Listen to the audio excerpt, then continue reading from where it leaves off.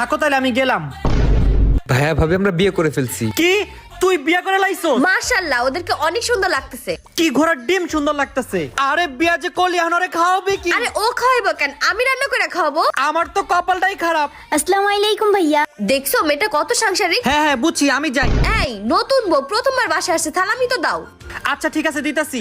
আরে এই টাকা দিতেছো কেন, সব টাকাই দিয়ে দাও। এই নাও। বিয়া করছে হয় আর বিপদে পড়ছি আমি, থাকো তুমি। দাও দাও, টাকা দাও, নাটক হয়ে গেছে। টাকা আমি না, টাকা তোমরা দিবা এইসব নাটকের জন্য। টাকা আমরা কেন দিব? চুপচাপ 1 লাখ টাকা দাও, না হলে পুলিশের কাছে মামলা করে দিব যে তোমরা আমাকে জোর করে বিয়ে করাইছো। কি? ভাবি আমরা তো নিজেদের ফাঁদে নিজেই পড়ে গেছি। জয়, তাড়াতাড়ি তুমি ওর 1 লাখ টাকা দিয়ে দাও, নাহলে আমাকে জেল খাটতে হইব। আচ্ছা আচ্ছা ভাবি আমি নিয়ে আসতেছি।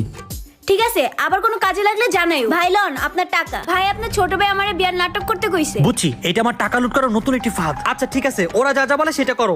আচ্ছা ভাই, তাইলে আমি গেলাম। ভাবি ভাইয়া তো আবার গেম খেলে দিছে। আমার টাকা লুট করে খাবি এত সহজ না।